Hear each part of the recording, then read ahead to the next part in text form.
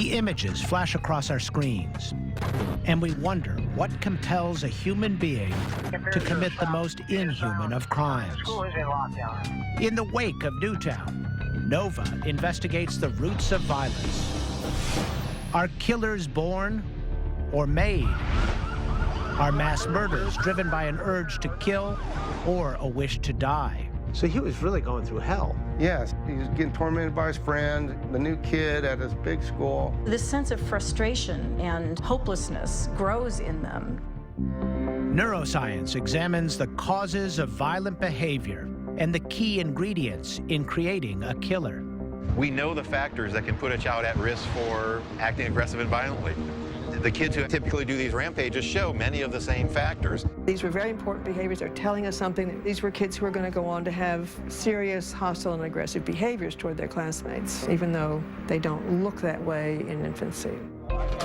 On the front lines, working with the most violent teens. Their way to survive, their way to be safe is to be aggressive. In rare interviews with families living the daily nightmare of mental illness. Hammers, knives, scissors. Now, why did you do that?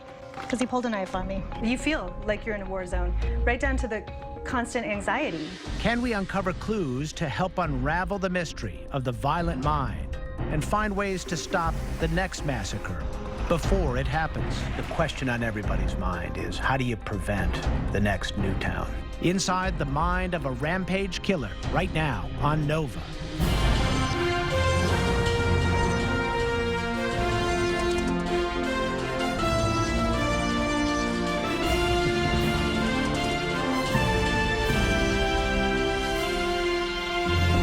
Major funding for Nova is provided by the following.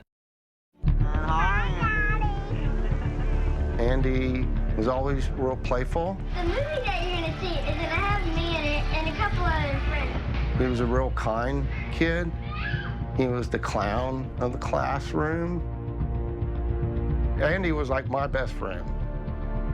But on March 5th, 2001, Jeff Williams' only child shattered that image. About 9:30 this morning, shots rang out at a suburban San Diego high school. Andy Williams had packed a revolver in his backpack and opened fire when he got to school, killing 2 and injuring 13. You don't expect the class clown to be the class killer. How did the sweet kid in the home movies become a rampage killer? On behalf of Andy Williams, who's present in custody before the court. And why does it keep happening? Eyewitnesses say the 2 gunmen wearing black trench coats and black masks came in shooting and began working their way through the school. From Columbine, where 2 seniors plotted to blow up their school. A gunman appeared at the front of one of the... We have 14 confirmed dead. It seemed very methodical. To Aurora, where a graduate student in neuroscience took aim on a crowded theater. Callers indicating she thinks there's someone shooting in the building. To Newtown and the slaughter of 20 first graders and 7 adults. State and local police are on the scene. The images are all too familiar.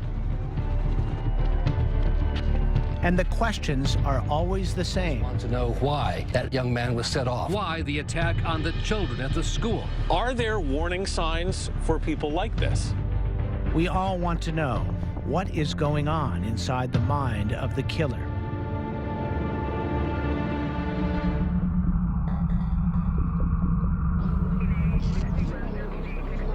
Unfortunately, there is no easy answer.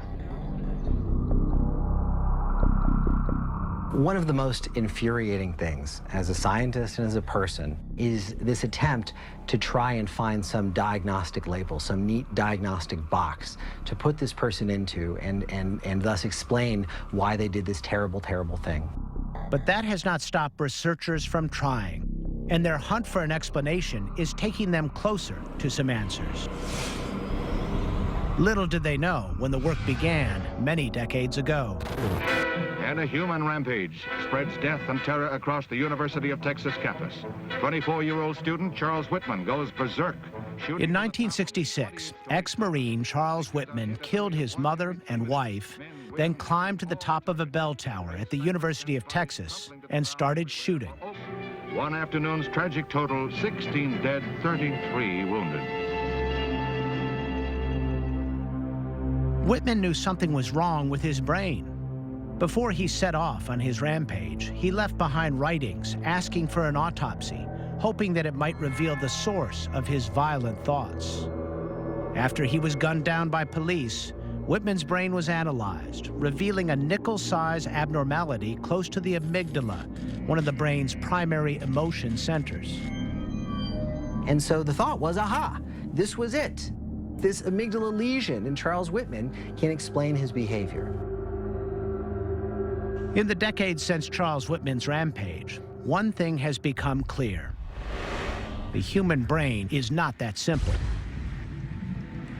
Today, CAT scans and MRIs allow researchers to peer deep inside the brains of violent criminals, revealing detailed anatomy and function. And using sophisticated analysis of many brains, they find some patterns. Josh Buchholz is a Harvard neuroscientist searching for the biological roots of violent behavior. When we compare people who commit violent acts against people who don't commit violent acts, some brain differences begin to emerge. Differences in brain circuitry that's involved in emotional arousal and emotion regulation.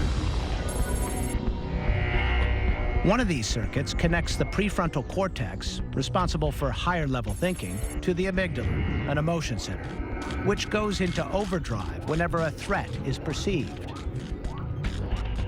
If the threat is not real, the prefrontal cortex will send a message to the amygdala to calm down. But if the wiring is faulty, that calming message may not get through. And in those folks, it seems like this circuit is broken in such a way that they're more likely to respond with greater amygdala activity and greater emotional arousal when they think that they're being faced with some kind of threat. So what can break or damage this crucial circuit? At least part of the answer lies in the genes we inherit from our parents. Buchholz and others have found that certain genes can compromise this wiring. But here's the tricky part. Even if people have those genes and their wiring appears weak, there's no guarantee they will end up violent. There's no one single gene, there's not even 10 single genes that on their own predispose people to become violent. What we know about complex behaviors generally, and violence specifically, is that the genetic architecture is very complicated. When it comes to the brain and people's behavior, evidence points to a complex dance between genes and the environment, nature and nurture. Everything we talk about in psychology is both nature and nurture.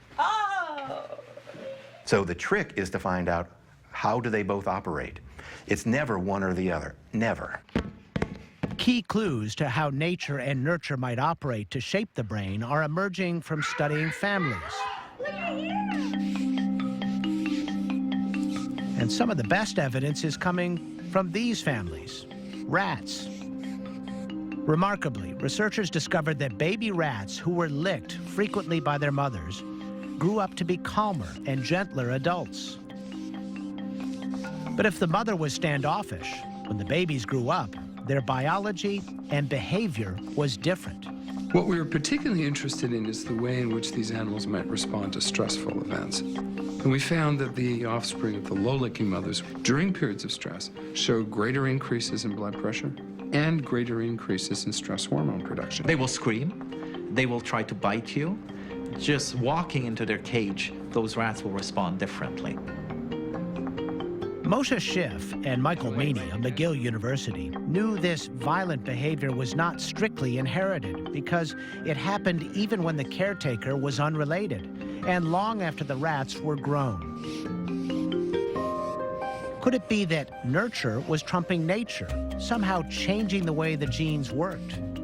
The behavior of the mother has an impact on the offspring years after the mother is already gone. And we reasoned that there must be some mark in genes that marks that memory. Studying the brain cells of calm and stressed out rats, they found that different genes were getting turned on or off in the babies depending on how they were treated. When a baby was licked and cuddled, cells in the rat's hippocampus, a part of the brain that helps regulate emotion, turned on a gene that reduces stress hormones. But if the baby was neglected, a chemical chain reaction began that effectively shut down the gene, causing stress hormones to soar. And amazingly, these changes would stick long after the baby grew up. What we've learned from animal models, which was pretty astounding, is that the quality of maternal care in the first week of the rat baby's life sets up the stress response system in the baby. Harvard researcher Carlin Lyons-Ruth doesn't study rats, she studies people. Of course, there are differences between rats and humans, but she's finding we might have a lot in common, particularly when it comes to the relationship between parent and child and how it can impact the way the child will respond to stress throughout his or her life. It started with a simple yet revealing experiment called the strange situation. Here's how it works. The baby is placed in a room with some toys. The parent leaves. The baby, predictably, gets upset. Next, a stranger comes in and tries to provide some comfort. No luck. The baby just wants his mom. So in comes the parent. What happens next is what Lyons-Ruth finds fascinating. We're interested in how the baby responds to stress and then how the parent is able to help the baby regulate that stress. Most of the time, it is a happy ending, like this one, but things don't always go so well. The Lyons-Ruth research videos, now 30 years old, have never been shown outside a narrow circle of scientists. To protect the identities of the participants, we obscured them digitally. There's the mother come in. So you hear the mom enter silently. It's a threatening approach. We usually signal that we're friends, we smile, we talk. Arms open, to approach whatever. Silently is threatening. The lab assistant leaves. She then goes to mother. And then you see the mom step back. And the baby is now going to stop.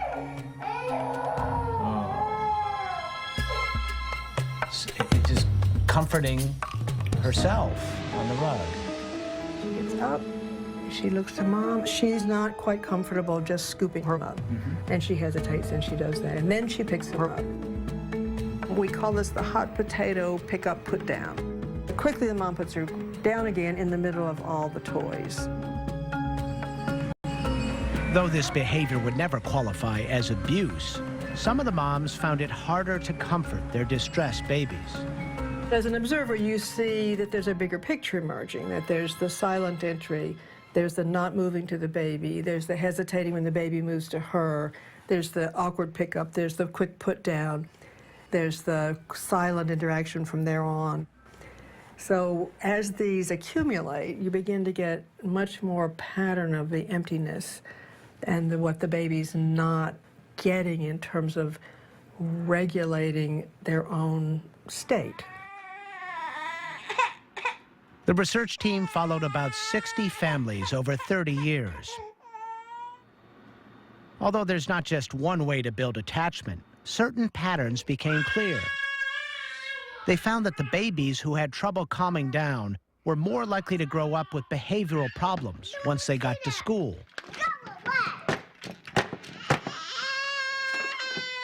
They're predicting that these were kids who were going to go on to have serious hostile and aggressive behaviors toward their classmates, even though they don't look that way in infancy. And when they became adults, the same group was twice as likely to be antisocial or suicidal. Pirate captain was down there, right? It's not just the relationship with mothers that can count, but other caring relationships as well. And it's not just the infant brain that can be altered by stress. Here we go. Throughout childhood and adolescence, the growing brain is extremely sensitive to threatening situations. When you're exposed to stress, you program your body to have a more elaborate, greater stress response, and that can help you survive. Martin Teicher studies the effects of neglect, abuse, and stressful environments on brain anatomy and function. He's found that as a child grows up, different areas of the brain are more vulnerable depending on age. And one of the most sensitive periods of all is the teenage years. It's a period of very rapid transition.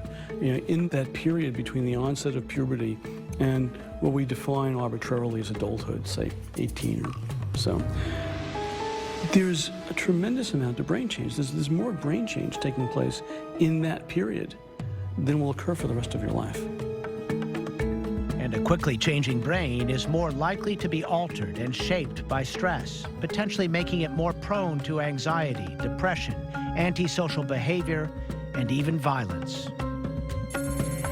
For example, the prefrontal cortex, responsible for higher-level thinking, can be stunted by stress and abuse during this period, making it even harder for teens to control their emotions. So could the pressures and strain prove too much to bear for those few teenagers who go on to become rampage killers, like Andy Williams? Is Andy in here? Yes. And there he is. Oh, yeah. Making the goofy faces. It was March 5th, 2001, when the cute kid in Jeff Williams' photo albums became the murder suspect on the 6 o'clock news. About 9:30 this morning, shots rang out at a suburban San Diego high school. Andy walked into a boys' room at Santana High School in Santee, California, and opened fire. He killed 2 fellow students and injured 13 others. Suspect shot 2 people in the bathroom at first, then opened the door to the bathroom and started shooting randomly anybody who was passing by. Only biological. Correct. More than a decade after the shootings, Jeff is still perplexed. So he wasn't a kid that was infatuated with violence? No, none at all. I mean, you have the silly clown. That's the thing, you know. You don't expect a silly clown to do something like this, to go kill people. The class clown. The class clown. To be the class killer. When we heard the shots, I thought it was fake. My teacher said it was real. The gun was a .22 caliber revolver like this one. Andy took it from Jeff's locked gun cabinet. Ironically, it was a gun that had brought father and son together. I feel bad that he used my gun. But it was the gun, one of the guns that I taught him how to shoot with. First 2 counts charge the defendant with murder. The remaining counts are 13 counts of attempted murder, premeditated attempted murder, all with gun allegations. Facing life without parole, Andy pleaded guilty. .53. At his sentencing hearing a year and a half after the shootings, he faced the families of his victims. All I ask is that you look at the horrors Andy committed and not to be lenient because of his age. He was old enough to know what was right and what was wrong. And he knew that what he was doing was terribly wrong. Do you love your son? Yes, I love my son very much. Ironically, the first time I told him I loved him, that I can remember, was when I saw him for the first time at Juvenile Hall on March 8th. And, you know, I love him now, I loved him then, and I'm going to support him. He's my son. I do not condone what he did. I do not condone the way he went about trying to resolve his issues whatsoever. He made a very bad choice. I can't change that. So what were Andy's issues? After the shootings, the truth began to emerge. For Jeff, the revelations were a complete surprise. He knew that Andy was the new kid at school. He and his son had recently moved to a San Diego suburb from Maryland, leaving his ex-wife, Andy's mom, a continent away.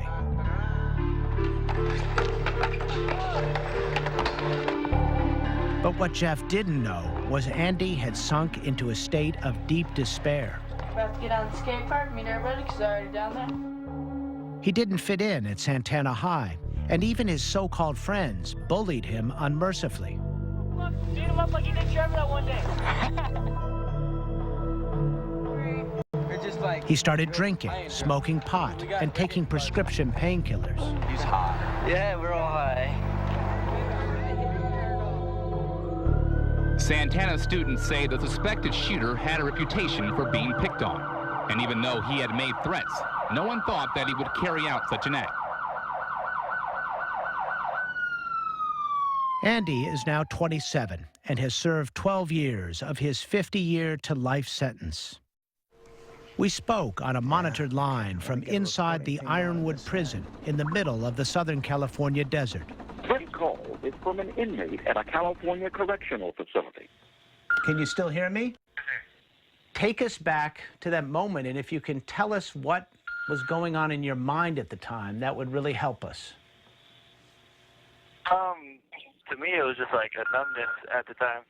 You know what I mean? And like I couldn't really, like at 15, I didn't really think like all that stuff through. I didn't think 2 boys were going to die. I didn't think 13 people were going to get shot. I just thought I was going to make a lot of noise and that the cops were going to show up. Did you feel suicidal? Absolutely. It was like an 8-month constant, like it was, like I wonder if things would be better if I wasn't like in this city, in this state, like, or even on this earth. So my grand scheme, like my grand plan was suicide by cop. Andy says he wanted to die. If not by his own hand, then suicide by cop, getting gunned down by authorities. At the last moment, he changed his mind and turned himself into police on the scene. As it turns out, about 60% of rampage killers end up killing themselves. Some experts believe understanding and spotting the suicidal mind is a key piece of the puzzle. This sense of frustration and hopelessness grows in them, often to the point that they are suicidal. Catherine Newman is a sociologist at Johns Hopkins University. She studied school rampages, looking for the particular set of circumstances that can turn a child into a murderer. This is a very good start. These are kids who are desperate to be accepted. They are not loners. They are people who are trying to join groups all the time, but their experience every day is friction. She found that many of these shootings take place in smaller, tight-knit communities where acceptance is crucial and not fitting in becomes all the more unbearable. Tight-knit is great as long as you're part of the knit. Yeah, so if you're not doing well, you're on the outs. You've got nowhere to go.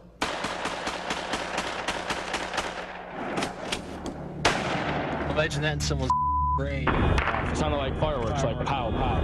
Depression, suicide, and exclusion proved to be volatile factors in one of the most infamous rampage shootings of all, Columbine. In April 1999, seniors Eric Harris and Dylan Klebold arrived at Columbine High School with an arsenal of homemade bombs and weapons, hoping to kill hundreds. They're like, these kids have guns, these kids have guns. Their bombs failed to explode, but they still shot up the school, killing 13 before turning the guns on themselves. Here we are, my good friend Dylan, almost halfway to school. What's up? We now know Dylan Klebold was severely depressed and suicidal.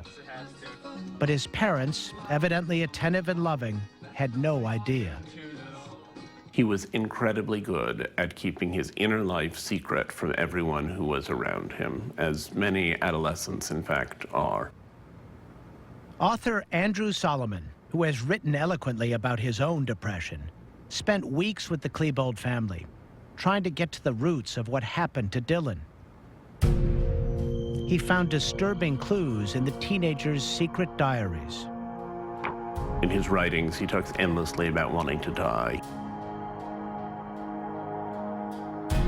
He talks about feeling incredibly sad. He talks about being in love with a girl who doesn't even know his name. He talks about the feeling of invisibility. And in all of it, there's a line through of profound depression and of finding this life a terrible life and wanting to be out of it.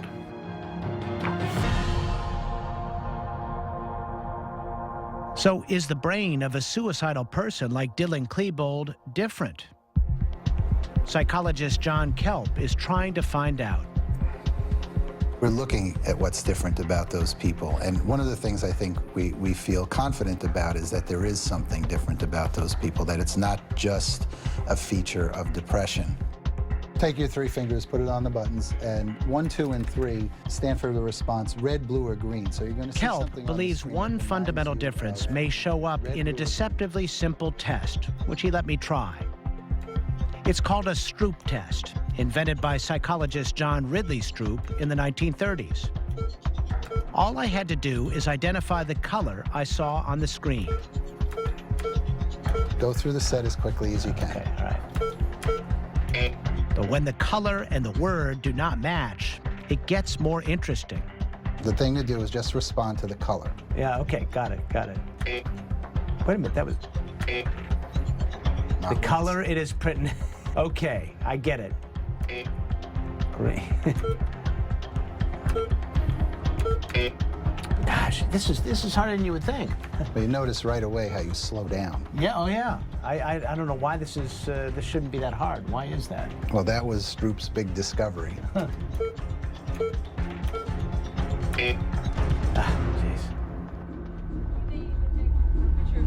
Kelp had 2 groups of people complete Stroop tests while their brains were being scanned in an MRI. Lie still and relax, okay? One group was depressed, and some had attempted suicide. The other was healthy. He noticed a surprising difference in their brain scans. These are healthy brains doing a Stroop test when the color and the word don't match. The red areas denote increased blood flow, and thus brain activity, in the frontal cortex region, the cingulate, which resolves conflicting perceptions, and the visual regions as well. Now look at the brains of depressed and suicidal people doing the same test. That's very dramatic. Look at that. What it's telling us is that they're not activating regions that are necessary in order to process the task as efficiently. And we see the visual areas. Kelp has found depressed, suicidal people are just not as good at the Stroop test. Their brains seem inclined to focus on one thing, in this case the word, not the color, and are less flexible. It may mean their brains are wired in a way that makes them fixate on suicidal thoughts. Research like this may take scientists closer to a means of screening for suicidal tendencies, especially in adolescents who would never admit to it, like Dylan Klebold or Andy Williams. But the question remains, why does someone who wants to end his own life decide to take so many others with him? One answer is the desire for fame. If you decided that your life is worth nothing, you're a nobody, you haven't made a difference, and you want to do something that guarantees that your name will be on the lips of everyone in the country, what are your options? There's only one, and that is kill a lot of innocent people.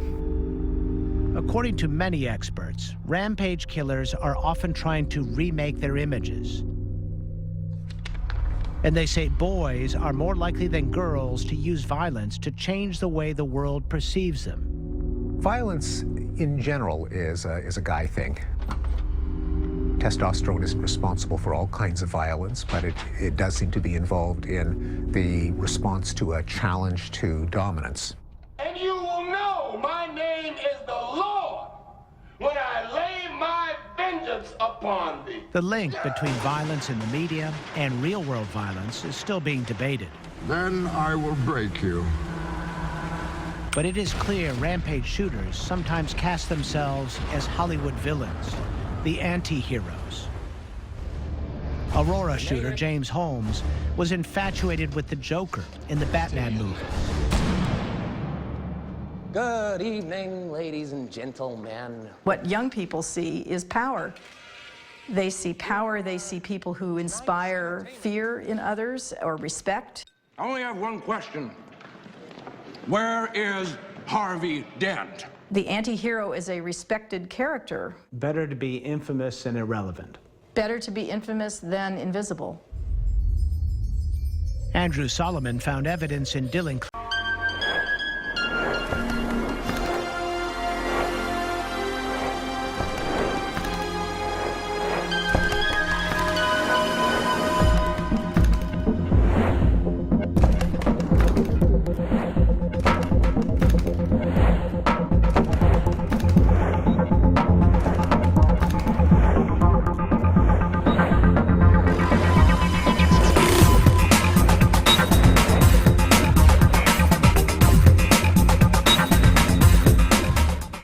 Diaries that the Columbine shooter was, in a sad, twisted way, trying to redeem his reputation. Unfortunately, Dylan was very good at keeping both his despair and plans for redemption secret from the adults around him. What's clear in reading Dylan's diaries is that he was in agony. He was in terrible distress for a long period of time. If someone had only known that, and if someone had only been able to help assuage it a little bit sooner, perhaps this wouldn't have happened. And so these are just, various school pictures. Like Dylan Klebold, Andy Williams never said anything to his father about his suicidal thoughts or his plans to bring a gun to school. In fact, he lied about the bruises and cuts from the bullying, said he fell off his skateboard. Was there anything that you wish you did or you wish your dad did? No, I wish I was brave enough to tell somebody what was going on with me. I wish I was courageous enough to confront, everything that was happening to me. So, why were you holding back from your father, though? I don't know, man. I think I was just ashamed to confront my failure.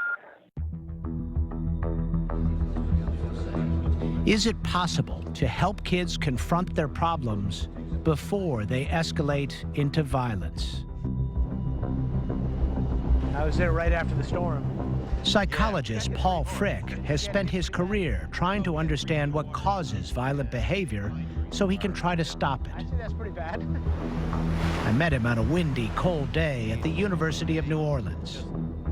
I asked him if there was any way to spot a rampage killer in the making. And the analogy I use is like a hurricane. We're kind of good at predicting what conditions make hurricanes most likely to develop. Low pressure, the warmth of the water, wind shear, and things like that.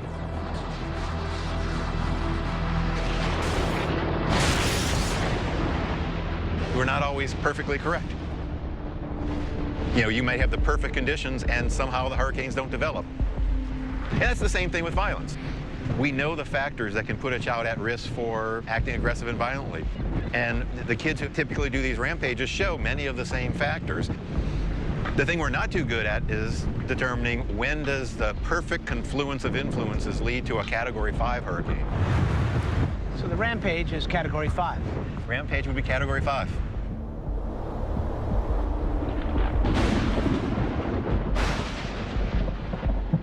Like Category 5 hurricanes, rampage killings may get the banner headlines, but they are extremely rare. Since Columbine, about 90 people have died in school rampages in the U.S. For every single person killed this way, about 2,000 died in less infamous homicides. When it comes to violence overall, scientists have a slightly better track record predicting who will become an offender. For that, they turn not to brain scans or psychiatrists, but to statistics called actuarials. Instead of turning to neuroscience, we can turn back to some perhaps less sexy, but still very useful techniques that are derived, of all places, from insurance companies. There are characteristics that, when they occur together, markedly increase the risk of violent behavior. Youth, male gender, substance abuse, a paranoid view of the world, hostility and difficulty controlling anger, preoccupation with weapons. These are the factors that greatly increase the risk that a person will turn to violence. But there's a hitch. The problem is that there are tens of thousands of people who fall into that category, and the majority of them will never commit a violent act. And that's the limit of our predictive abilities today. Without good predictions, what can we do to reshape young minds before they become too entrenched in violent thoughts? The adolescents who are committing serious crimes, the adolescents who are doing very serious, aggressive, and violent acts, typically have started with milder cognitive problems early in development. They've had problems in school, maybe even in preschool. And so the key, the number one thing, is to do early intervention, early mental health programs, because we know what are the early signs. It's behavior problems early on. But when, if ever, is it too hard or too late to change a violent mind? This is the Mendota Juvenile Treatment Center in Madison, Wisconsin. And these are some of the most violent teenagers in the state, the worst of the worst. Tissue?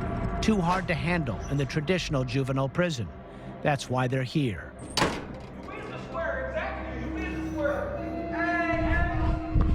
The typical teen at Mendota has been arrested between 6 and 9 times, starting at about age 11. Their crimes are violent felonies, armed robbery, assault, rape, and even murder. Many of them are callous and unemotional, psychopaths in the making. Greg Van Rybrook is the director. We have kids who basically came from hell. They came from hell and don't understand what the world is all about that is of benefit to them. They're not interested in playing by the rules of the game. And so here they have changed the rules. What we're trying to do here is have a little bit of time for you guys to talk about your lives. And despite the locks and chains, Mendota is no prison. It is a mental health facility. But I'm really talking to your heart. And Greg is no warden. He is a psychologist. What you're thinking about for your future. Deal? Is that okay? Do you remember the first time you got in trouble with the law? Yeah. How old were you? 11. I was a new kid, and like everybody was like, you know, let's mess with him, see what he about. So I felt like, well, at first I used to let people bully me and mess with me, but then I just said enough is enough. And that's when I started fighting. It wasn't a school playground fight then if you got caught. It was worse than that? I kind of like got into, like, I wouldn't stop fighting until I seen blood, like until he was badly hurt. And then? Then guns came. Guns came? How did guns get there? You know, I just started playing with guns. Well, how do you, I couldn't get a gun if my life depended on it, probably. How do you get a gun? It ain't that hard. Oh, what do you mean it ain't that hard? You can find a gun, like, in an alley, somewhere ducked under, like, somebody's car on the side of somebody's wheel. I bought a gun from this dude for like $60. And how did you live? Selling crack. Okay, this guy's been sitting quiet, but I can tell he wants to talk. Yeah. Something must have got you here. I was tired of being picked on, man. I was tired of losing fights. I was tired of struggling, you know what I mean? So I got me a little crew, you know what I mean? Start getting cool with people, you know. So I don't got me a crew, so I don't really know when you got me a crew. What is a crew? How does that work? Like, I had others, you know, we'd stand up with each other, stuff like that. There aren't any school rampage shooters here, but the same storm brews inside. A storm fed by a lack of hope, loneliness, fear, access to guns, and a deep desire to prove themselves. Only for these boys, the venue for violence is not school, it is the streets. What kind of trouble did you get in that put you here? Robbing people and fighting. What kind of robbery? Would you with a gun? Yeah, it's like pull a gun out on you broad daylight. Really? What's it like when you pull out a gun on somebody and point it at him? What's that like? It's like you in control. Like, you tell them what to do. You know what I mean? Like your word is higher no matter what. The usual approach is to lock these kids up. So what is different about Mendota? I have been on this unit for 1.5 years, but I've worked out here at Mendota. I'm working on my 14th year.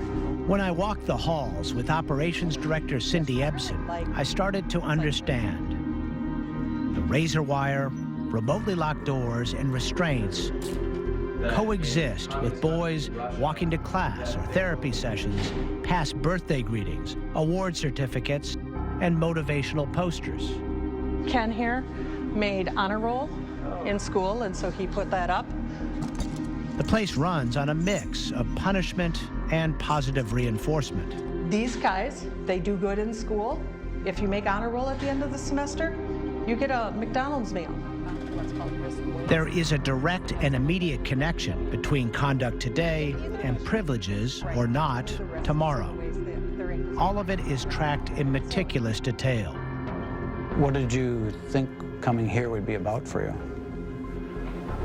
I don't know. It's like it's all based on, you know, my behavior to go home. Yeah, like it's all depending on me, you know what I mean? It's like faith is in my hands, you know what I mean? My freedom is in my hands, you know? Either I can grab it or I can let it go by fighting somebody else. So what's hard about grabbing it instead of fighting? Like, I'm so used to fighting. Yeah, it's a habit. Yeah, it's the only option we know. We want to believe you just open the steel door and give them a big hug and some cookies and say, get over it. But it's nowhere close to that in reality. We can't go back to the womb and play Beethoven, and we can't get the attachment that they maybe ideally should have received. But we can, by constantly, consistently creating a fair system for them to interact in behaviorally, start to work with them once they trust that we're not anything but people who are firm and fair, and then most of all, caring. Have a good weekend, man. The soundbite statement would be, you're being soft on crime, soft on criminals. I would amend that to saying we're being smart about people. And it appears to be smart when it comes to reducing the number of repeat offenders. Graduates here are half as likely to commit a violent felony as teens who are incarcerated in a traditional prison. Mendota is a unique crucible for the idea that it is possible to stop the storm. If it works here with some of these callous, unemotional felons, perhaps intervention can stop the clouds from building inside a potential rampage shooter.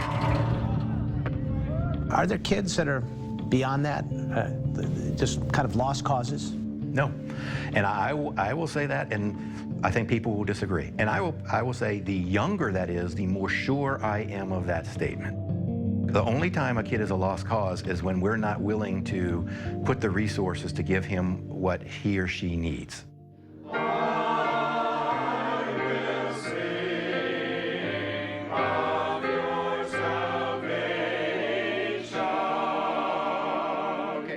Frick is preaching to the choir for people like Liza Long. Liza is trying to bring a national discussion about mental health care to a crescendo. Everybody wants to help these kids, but we don't have the information, we don't have the resources. You know, too often there isn't enough. She knows firsthand how unavailable and unaffordable mental health care can be in the U.S. After all, she's trying to stop the storm from building inside her own son. When Adam Lanza went on his rampage in Newtown, Connecticut, Liza watched with a strong sense of foreboding. Might this be a vision of her future? Her son, we'll call him Michael, is a bright, normal 13-year-old most of the time, but he is prone to violent, uncontrollable, blind rages. Yeah, you never know. I mean, all of this roiled in her mind as she wrote a blog post about her son that went viral. Circulating across social media today is a blog written by Liza Long called I Am Adam Lanza's Mother. It launched a national conversation on the link between mental illness and violence. I had no idea that I wasn't alone. Really. I thought, I must be the only person in America who's struggling with this. And boy, I heard from so many people who said, you just told my story. Liza Long lives in fear every time she leaves the house. You feel like you're in a war zone, right down to the constant anxiety. I'm always checking my phone. I'm panicked. What if something goes wrong? I never know. Her son has been different since he was born. As a parent, you don't always know what's normal. But looking back, I think that there were signs early on that he just wasn't the same as other children his age. He'd do things like bang his head against the wall a lot, and I remember asking the pediatrician about that, like, why does this kid bang his head against the wall all the time? Oh, you know, just some kids do that. It's like, or repetitive sounds. He made a lot of repetitive sounds that, again, we just didn't know any better. I'm starving. Uh-oh. Yeah. I met Michael on a good day. Yeah. And it was actually kind of fun because you really have nothing to do in the loony bin. Don't call it the loony bin, That's honey. what it is. But in her car, Liza carries evidence that he can change into something very frightening. Oh, here it is. Okay. Yeah, so So what's this? this is the Tupperware container. What's in it? I'll show you. Wow. Hammers, knives, scissors, anything sharp. Now, why did you do that? Because he pulled a knife on me. Wow. So the knives travel with me. I don't have to worry about that. Not surprisingly, Liza does not have a gun in the house and doesn't think anyone with a child like Michael should. Not doing anything. You push your foot down on the pedal. Please go away. I moved this chair out of the way and then moved the piano bench out and then sat down on it and then he came over here and started playing the piano. No, I and was claimed playing he was playing it. before you sat down. Brothers bickering, the usual stuff in most households. Thanks a lot. But here, everyone is on eggshells. Do you need to take his Zyprexa just in case? Because every now and then, for no apparent reason, Michael flips into a wild rage. What happens when you have a rage? Your mind goes blank. You think about nothing but getting revenge on the people that have hurt you. You lash out and do violent things. It's very hurtful, and afterwards you may be incredibly tired and basically depressed. Wow. You feel really bad about it, but you know that there's not really anything you can do to make up to the people you hurt during those incidents. And you can't control yourself when you're like that, and no one else can. When you get like that, you just want to get the heck away from anyone in the area. It's kind of like a werewolf. When a werewolf turns into a werewolf, it doesn't know who he is, it doesn't know where he is, it just wants to hurt and fight people. So you feel like there's another person inside almost. Basically. Scary. Yes. The first time he pulled a knife on me, he was 10. Yeah, that's a really frightening thing. It's just a really frightening thing. But again, as a mom, and I love this child. I just love this child. But it's exhausting. It's and it's painful for him too. I mean, you know, he's not the type of child who wants to get to that space where he's that angry or that violent. He doesn't want to be there. And so that he doesn't have the coping strategies or the ability to stay in a safe space for him, it's frustrating for him and scary. He's scared of himself when he gets like that. Is it hard to love him? It's never hard to love your child. It's hard to wonder how to help your child and to feel helpless. That's what's hard. The frustration is compounded by this simple yet frightening fact. Medical science cannot even settle on a diagnosis, much less a cure. By the time he was 10 years old, we had looked at autism spectrum, we had looked at intermittent explosive disorder, oppositional defiance. We hadn't considered ADHD at that point, but that got thrown into the mix. Basically, people are just looking at your child saying, well, something. Let's throw some medication at it, see if it sticks. So what do we have here? Some of these are some of his older meds. I just kept them in case they change his dosage, frankly, in case they say, oh, we're going back to that drug. When I met Michael, he was on a drug that is used to treat ADHD and anxiety. He's done really well on it. Yeah. So since he's been on it, has he had a, real escalating episode or anything? We did have to call the police one time since he's been on this medication, but he de-escalated when the police came, which is huge. It's really great. Here you go, it's time.